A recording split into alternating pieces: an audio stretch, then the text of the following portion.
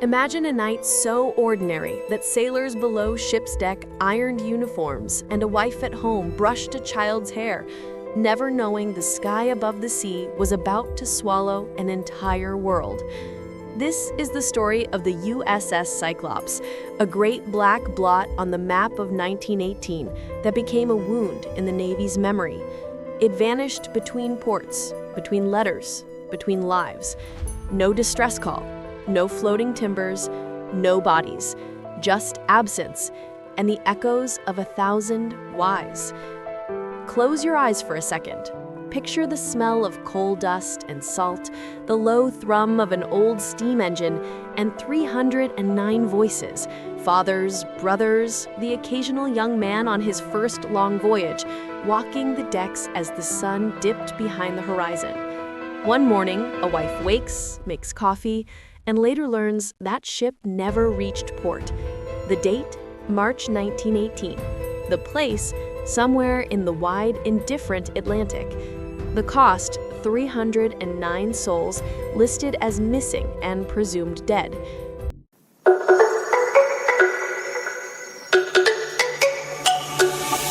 You're watching Singularity Animations. If stories that breathe with history and hush with human lives are the kind that hold you, make sure to subscribe and ring the bell, because we dig for the forgotten, the strange, and the heartbreaking, and we tell it like people. Now, let's go back to that night. The Cyclops was not a warship meant for glory. She was a collier, a giant crate of iron and coal that made the industrial world run. Built in the early 1910s, she had the look of purpose. High bulwarks, vast cargo holds, a steel spine groaning under weight.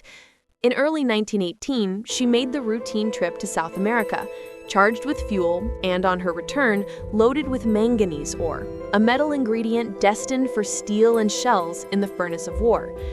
The ore was not incidental. It made the Cyclops valuable and vulnerable in the public imagination.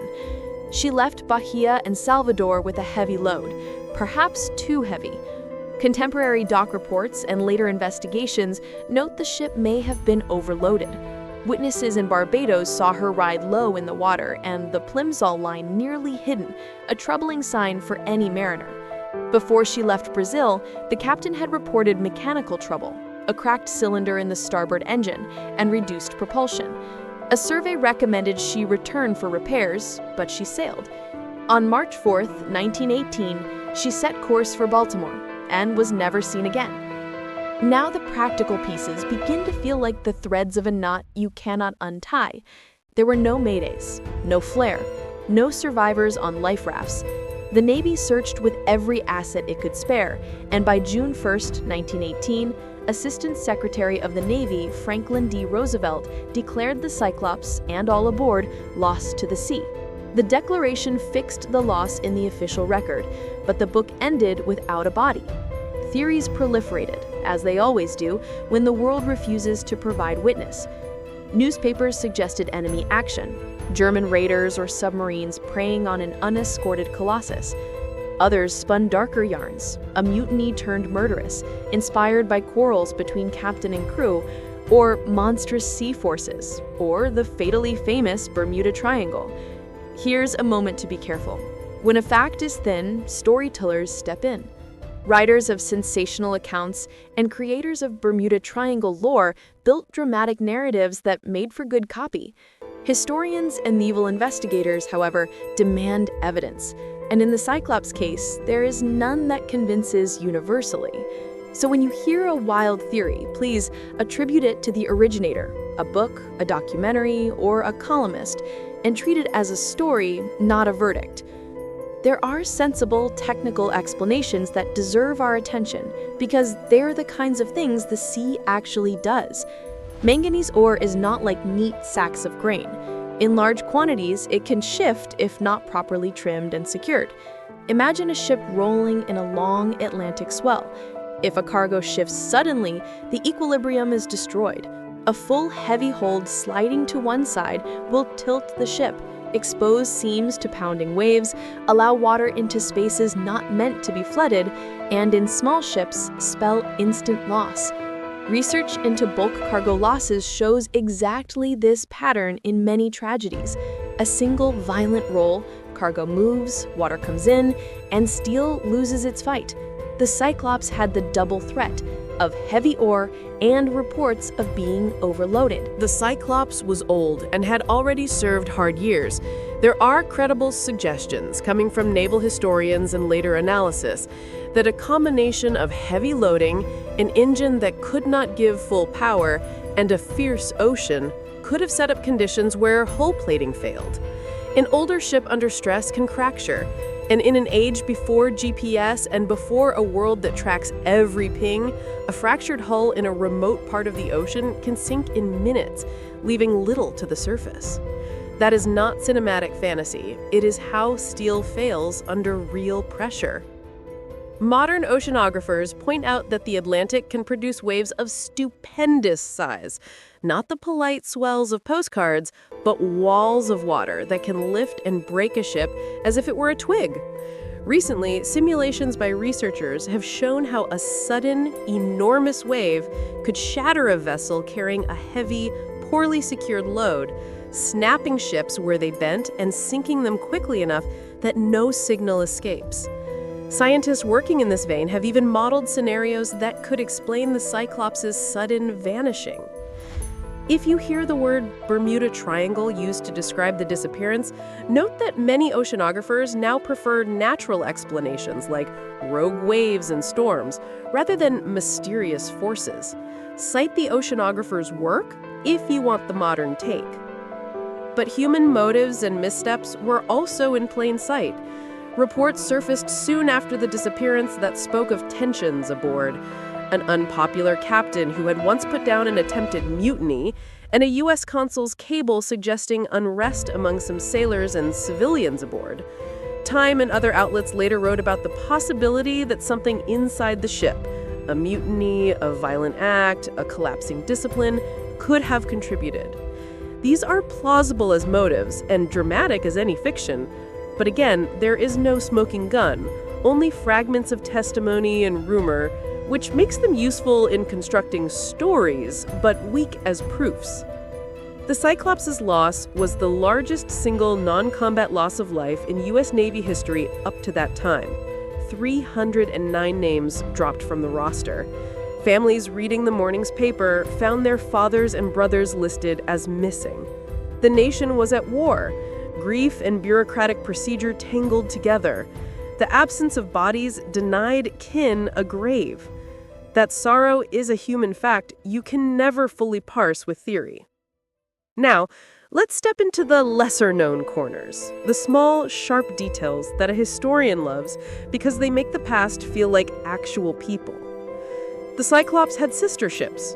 Two of them, Proteus and Nereus, later also disappeared during World War I, lost off the same broad Atlantic. The repetition is haunting, and it underlined a pattern. Certain classes of colliers and bulk carriers, when heavily loaded and badly supported, have a high risk across decades. That pattern nudges us away from monsters and toward engineering and seamanship.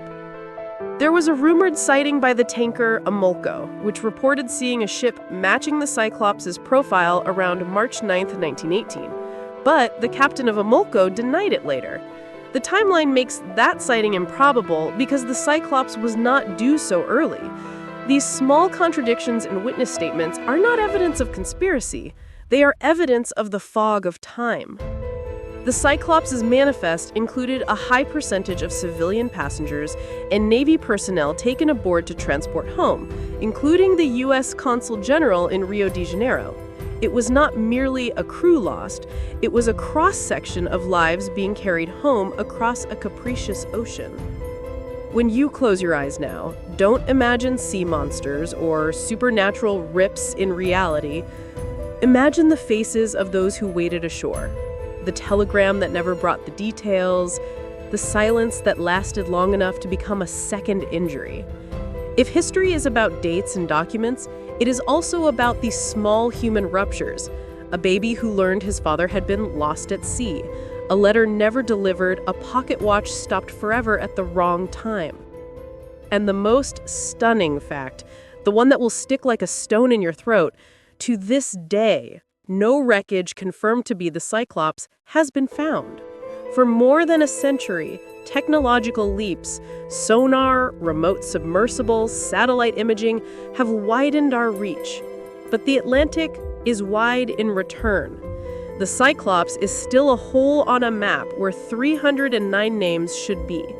That is the real mystery.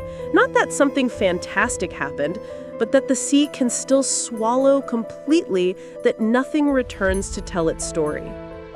If you love stories that blend human scale with the sweep of history, hit subscribe. We tell these stories with respect and with an eye for the small facts that matter. If you love to explore the wilder theories, rogue waves, mutiny, or the Bermuda Triangle, remember to flag them as the work of specific authors and documentarians. Treat them as one strand among many, not the final word. The sea doesn't care for the neatness of our narratives. We must. The Cyclops left harbor with a manifest and a course, and she left behind something harder to chart: the quiet, patient grief of families, the puzzled reports of searching ships, the slow work of bureaucrats tallying names. She left a lesson too, that technology and story cannot conjure certainty where the ocean refuses to speak. The Cyclops is not merely a ship that vanished, she's a ripple in time that reminds us how small we are before the deep. And until a piece of her steel is raised, until a logbook washes in, we live with that absence as proof that some puzzles are not solved by our best instincts, but by patient, careful, evidentiary work. If you want us to keep searching the archives, the ocean of documents and testimonies, subscribe and tell a friend. We will tell more of these human stories, and we will keep the missing close to memory.